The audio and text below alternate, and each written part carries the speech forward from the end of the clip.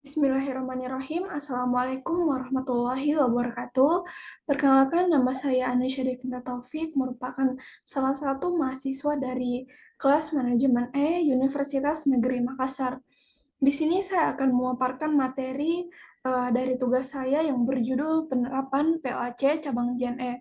Sebelum untuk masuk ke pemaparan materi, saya ingin berterima kasih kepada Ibu Tenri Sayu Puspitaningsih di Poatmojo SMM sebagai dosen pengampu saya yang telah memberikan tugas ini sebagai bahan pengganti UTS. Baik, untuk mempersingkat waktu, saya akan langsung saja masuk ke pemaparan materi berikut. Sebelum kita menggali lebih dalam lagi mengenai POAC, kita akan mengetahui POAC itu apa sih? POAC itu merupakan singkatan dari Planning, Organizing, Actuating, dan Controlling. POC ini sendiri merupakan fungsi dari manajemen untuk suatu perusahaan atau bisnis agar perusahaan tersebut dapat mencapai tujuan perusahaan sebagaimana mestinya. Adapun pemaparan materi saya yaitu penerapan POC pada perusahaan cabang Gen E. Kita akan langsung saja masuk ke pembahasan pertama yaitu planning. Yang poin pertama yaitu planning. Planning atau biasa yang disebut juga perencanaan. Planning atau perencanaan ini merupakan sebuah dasar yang harus dibentuk oleh sebuah perusahaan sebelum melakukan operasi pada perusahaan tersebut. Planning ini juga mencakup untuk menentukan perencanaan, tujuan visi dan misi, ataupun tujuan perusahaan. Adapun planning atau perencanaan dari cabang Gen E yang ada di daerah atau kota untuk lebih meningkatkan jaringan dengan penambahan unit. Unit yang tersebar di kota dan pinggiran kota untuk lebih meningkatkan jaringan dan akses pelanggan dan untuk lebih menambah pelayanan yang terbaik untuk para konsumen. Jadi bisa dikatakan planning dari cabang Gen E ini untuk meningkatkan jaringan dan penambahan unit. Penambahan unit di mungkin sebagian kota-kota yang belum ada jasa ekspres seperti ini, dan juga untuk menambah pelayanan yang terbaik untuk para konsumen.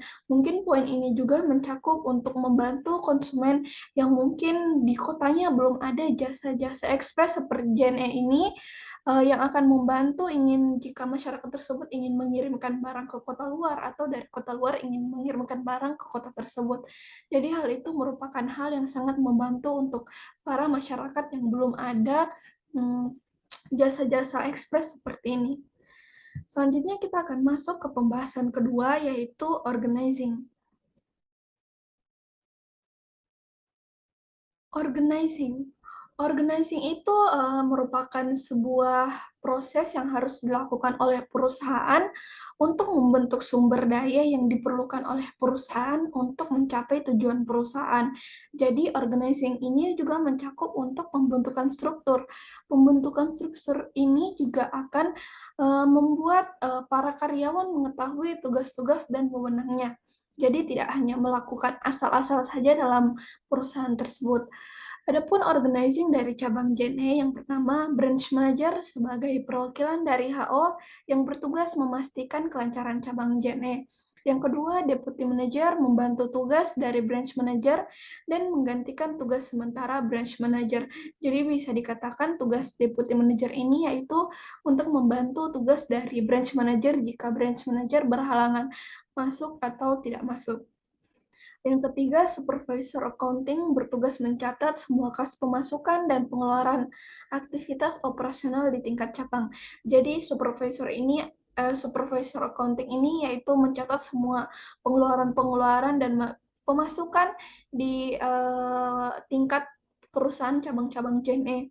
Yang keempat, supervisor HRD bertugas untuk mengatur mengenai hak kewajiban karyawan, tata tertib, absensi, cuti, dan lain-lain. Yang kelima, supervisor unit sebagai pimpinan tertinggi di unit cabang JNE yang mengelola operasional unit cabang. Yang keenam, staff accounting membantu semua tugas dari supervisor accounting. Jadi bisa dikatakan staff accounting ini merupakan bawahan dari supervisor accounting, juga akan membantu sebagian tugas dari supervisor accounting. Staff HRD membantu semua tugas dari supervisor HRD. Nah, staf HRD ini dia posisinya sama dengan staf accounting, juga membantu atasannya supervisor HRD. Yang kedelapan, koordinator loker bertugas mengawasi loker pengiriman dengan tujuan agar keamanan pengiriman dapat sampai dengan tujuan. Jadi bisa dikatakan koordinator loker ini akan mengawasi atau memberi jaminan atas tugasnya mengawasi pengiriman-pengiriman dari JNE ini agar barang-barang yang mungkin dikirim bisa dapat sampai di tujuan dengan aman. Yang kesembilan, koordinator customer service bertugas mengkoordinasi semua customer service untuk memberikan pelayanan yang terbaik bagi nasabah atau konsumen. Koordinator customer service ini istilahnya dia merupakan atasan atau dia bertugas untuk mengkoordinir semua customer service. Jadi istilahnya eh, customer service ini merupakan bawahan dari koordinator customer service. Yang ke-10, koordinator logistik bertugas sebagai penerima tender di beberapa perusahaan. Yang ke-11, koordinator problem bertugas mengkoordinasi permasalahan yang ada baik keterlambatan, kerusakan, dan barang hilang dari konsumen. Jadi koordinator problem ini dia akan bertugas mengkoordinir segala permasalahan-permasalahan yang timbul baik dari pengiriman maupun keterlambatan atau kerusakan dari para konsumen. Selanjutnya kita akan masuk ke pembahasan ketiga, yaitu mengenai actuating.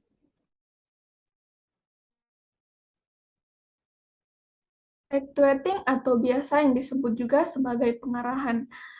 Setelah muncul perencanaan, timbullah setelah muncul perencanaan, pembagian tugas atau pembentukan struktur organisasi, maka timbullah actuating ini atau pengarahan. Arti dari pengarahan sendiri yaitu tindakan untuk mengusahakan agar semua anggota organisasi melakukan kegiatan yang sudah ditentukan ke arah tercapainya tujuan, bahwa seorang pemimpin yang baik yaitu seseorang yang tidak melakukan sesuatu sendiri. Dengan berbagai cara, pemimpin harus tetap memperhatikan bawahannya, tidak hanya dalam komunikasi, motivasi, maupun cara mengarahkan dengan cara yang bisa diterima bawahan dan dijalankannya. Jadi mungkin maksud dari poin-poin ini yaitu pengarahan dari sebuah pimpinan itu tidak hanya harus eh, dia yang mengambil keputusan.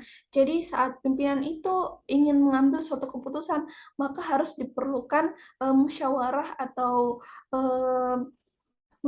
atau mungkin suara dari bawahan agar tidak salah mengambil suatu keputusan. Berikut pengarahan dalam perusahaan cabang JNE. Yang pertama, mendorong karyawan untuk bekerja maksimal dan mencapai prestasi terbaik, menjaga hubungan dengan bawahan dengan menganggapnya sebagai rekan, tidak membedakan karyawan dan menyangkut ras, memberikan penghargaan bagi yang memang berprestasi, perlakuan yang adil, dan lain sebagainya. Baik, kita akan masuk ke poin keempat, yaitu sekaligus poin terakhir mengenai controlling. Nah, controlling. Setelah para petugas telah ditentukan tugas-tugasnya, maka tahap controlling ini perlu dilakukan untuk istilahnya pengawasan. Eh, tujuan dari controlling ini juga agar eh, tujuan dari controlling atau pengawasan ini eh, agar bisa diketahui mereka sudah melakukan tugas sesuai dengan prosedur yang berlaku atau memang mereka sudah mengerjakan program tugas mereka sesuai dengan tujuan perusahaan.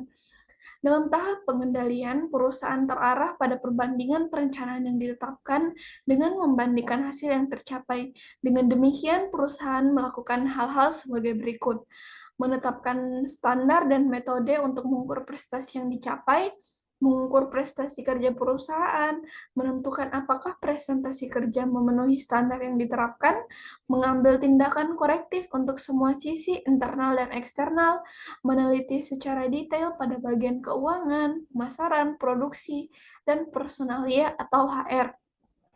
masing-masing bagian departemen dan dikoordinasikan oleh koordinator departemen dan masing-masing koordinator yang semuanya saling terkait di bawah pengawasan seorang supervisor departemen yang bertanggung jawab terhadap deputi atau branch manager yang merupakan kepanjangan tangan dari manajemen head office. Jadi bisa dikatakan ini merupakan tangan kanannya dari perusahaan cabang JNE. Mungkin cukup sekian yang dapat saya sampaikan, kurang dan lebihnya mohon dimaafkan. Wassalamualaikum warahmatullahi wabarakatuh.